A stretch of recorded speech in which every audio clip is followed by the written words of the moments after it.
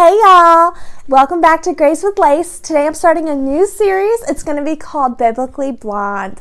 In this, I'm going to have 3 minutes, no notes, just my memory, and I'm going to tell you a Bible story. Now, this is all in fun. I hope to have a little bit of comedy in here, a little bit of realness, and give you the truth of the Bible. So my hope is that you laugh a little bit, you enjoy it, and then you open up the Bible and read the story for yourself. I believe God has a sense of humor, and my memory definitely is comical. So let's get started.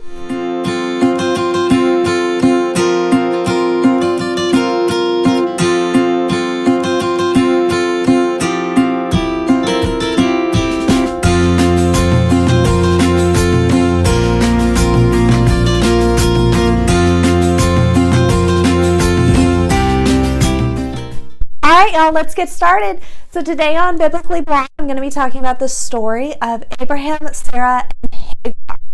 So 3 minutes, let's go. So the story is at the beginning of the Bible. It's the first chapter, or the first book, of Genesis. And it's Abraham's kind of a cool guy. He means a lot to God. God's chosen him to be the leader of his religion, his people, generations to come. I mean, he says everything's going to be off of you. So Abraham's like, cool. Only one problem. I'm super old, and my wife's super old, and we have no kids.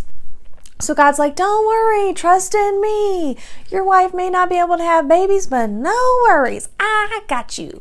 And they're like, okay, well, he's been faithful to us so far. This God guy is kind of cool. Let's believe in him. So years and years go by. They're still believing in God. They're still trying to stay faithful, thinking they're going to have a baby. Well, Sarah gets to the point where she's like unable to have kids. Like the hope of like getting pregnant is not, like, you know what I'm saying? She's a little too old. No offense. But I'm just saying she's getting a little old. And she decides that she's going to have her like assistant, handmaiden lady who's younger than her sleep with her husband.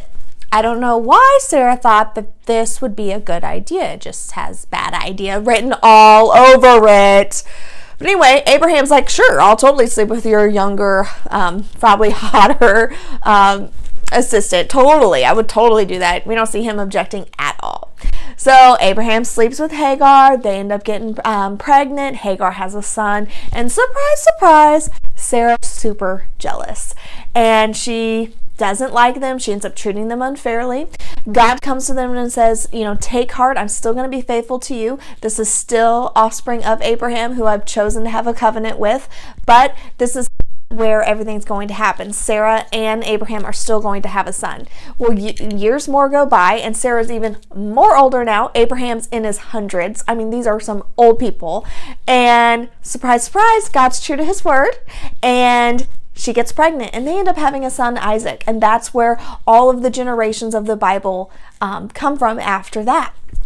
And the general idea of the story is that sometimes we mess with God's plan, but God is always faithful. Sarah took it into her own hands to get Hagar involved, and while God wasn't approving of it, he ended up making a blessing of Ishmael out of that. And so God's always true to his word. He ended up still being true to his word when it came to Sarah and Abraham, but he made a bad thing a good thing. So that's the story. 3 minutes. There we go. I know I missed out on a lot. It's a longer story than that. So if you want to read everything that goes into it, open up your Bible. It's in Genesis, one of the first couple chapters. So I hope y'all enjoyed this. It's just my memory, 3 minutes. I'm going to be doing multiple different biblical stories. So I'll see you next time on Biblically Blonde. Bye.